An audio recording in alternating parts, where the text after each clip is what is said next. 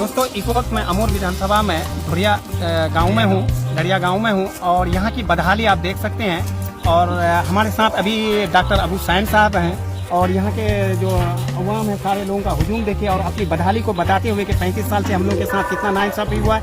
70 साल से तो हुआ ही है, लेकिन 35 साल से जो कांग्रेस का जो विधायक है, क्या हाल है, यहाँ के लोग कितने परेशान हैं, आप खुद देखिए लोगों की ज़ुबानी। और आप डॉक्टर अबू हुसैन साहब को किस तरह की बातें लोग बताया, आप डॉक्टर अबू हुसैन साहब की ज़ुबानी सुनिए। सर बताएं लोग किस तरह की बातें आपको। जी, अब लोगों का यहाँ कहना है कि हमने कांग्रेस की क़यादत में यहाँ अपनी नुमाइंदा को चुना, लेकिन उस नुमाइंदा ने न हमारे आबा और अजदाद के कब्रिस्तान को बचाया, न हमारे गांव को बचा पाया। न आप जब ये गांव के रोड की आप बदहाली देखें कि यहाँ पर घुटने तक कीचड़ है और ये पुल जो है पता नहीं कितने दिनों से अधूरा पड़ा हुआ है। जो गांव की कनेक्टिविटी है अमूर से सिर्फ 1 किलोमीटर दूरी है, लेकिन लोगों को 3.5 किलोमीटर घूम करके जाना पड़ता है।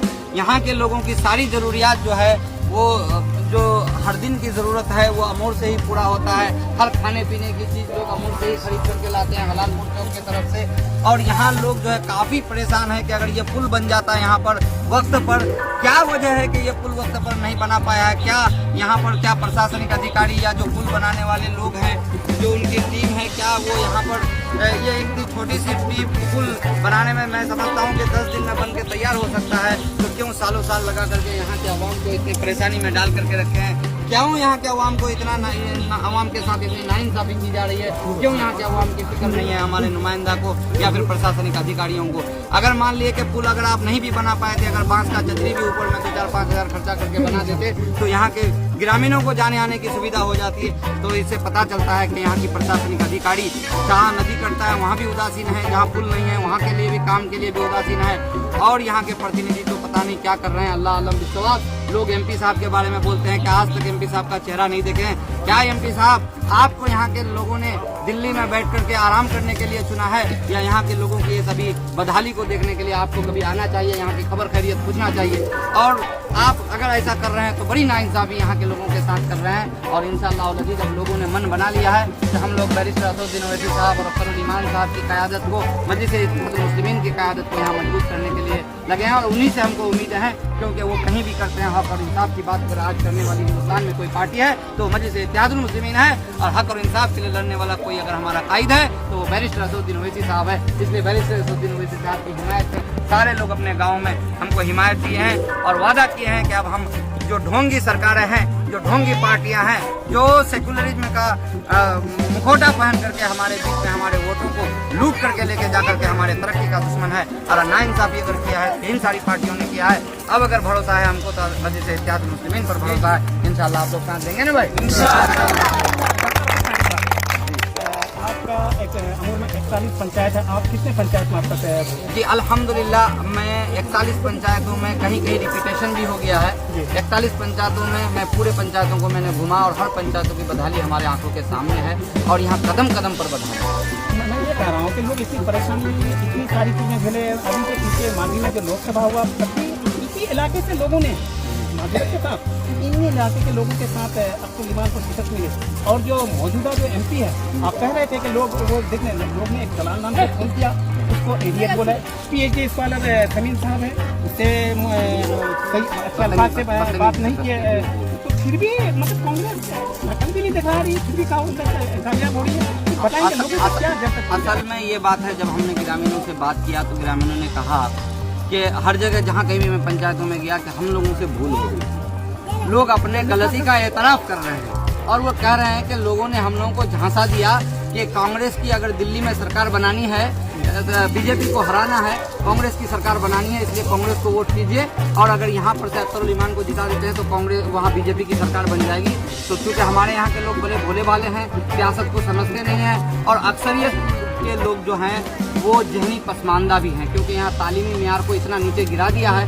70 सालों से जिसकी भी यहाँ पर नुमाइंदगी रही है उसने कभी यहाँ के तालीमी इदारों पर फोकस नहीं किया, यहाँ के लोगों को तालीमी तौर पर मजबूत नहीं किया, इंफ्रास्ट्रक्चरली मजबूत नहीं किया, इसलिए लोग यहाँ पसमानदा हैं और जहनी पसमानदगी का शिकार है, इसलिए लोग उस बात को समझ नहीं पाए। लेकिन अब कुछ होशियार लोगों के जरिए से ये कैंपेन चलाया जा रहा है कि अब हम लोग जो है जो गलती की है अब हम दोबारा नहीं करेंगे, अब बदहाली लोगों के सामने।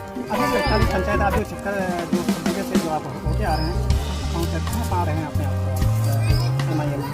जी अल्हम्दुलिल्लाह MIM की हिमायत, पहले तो लोगों की ये बात हो रही थी कि MIM के साथ खाली नौजवान हैं, लेकिन अल्हम्दुलिल्लाह आज के दौर में आप देख रहे हैं कि हमारे पूरे लोग दो दो 3-3 घंटे से हमारे इंतज़ार में खड़े हैं, जबकि हम कोई ओहदे पर नहीं हैं, जब हमारी यहाँ पर सियासत में अभी कोई दखल नहीं है, फिर भी जब हम विपक्षी के रूप में आप लोगों को एक उम्मीद जगी है MIM से, तो लोग हमारे साथ हैं। और अल्हम्दुलिल्लाह 80% से ज़्यादा लोग, बूढ़े, नौजवान, औरतें, सभी हमारे साथ हैं। डॉक्टर साहब एक सवाल और आपसे, ये अच्छी बात है MIM के, ये भी बात आती है कि भाई हर विधानसभा में बहुत सारे कैंडिडेट, ये अच्छी बात है, लोग जिसको लग रहा है। मैं जानना चाहूँगा अपने आप। देखिए, अगर क़यादत मजबूत नहीं होगी तो फिर नुमाइंदा कहाँ से?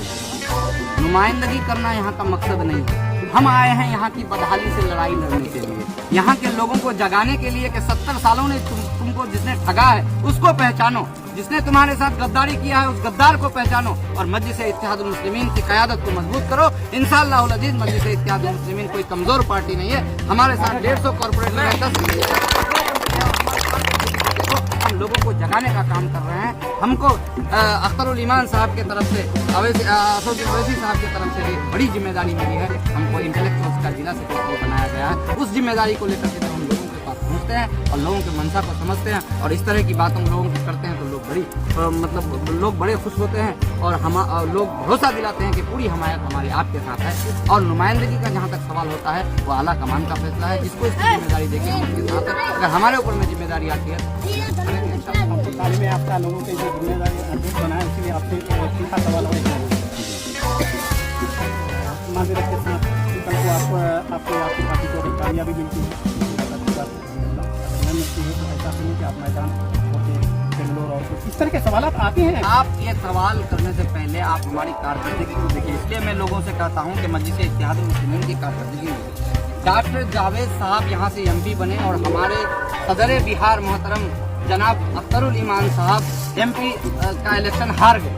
हारने के बाद हमारे सदर मोहतरम का कारकर्दगी देखिए और MP साहब का कारकर्दगी देखिए, आपको समझ में आ जाएगा कि ज़्यादा काम कौन करते हैं। हम मजलिस इत्तेहादुल मुस्लिमीन के पार्टी के जो भी ओहदेदार हैं, कभी हम मैदान से भागने वाले नहीं हैं। अगर हम सत्ता में आते हैं तो हम काम करते हैं, अगर सत्ता में नहीं आते हैं तो सत्ता में रहने वाले के नाक में दम करने वाले काम करते हैं।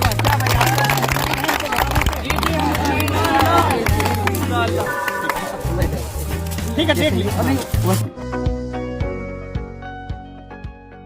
Please like and subscribe my YouTube channel.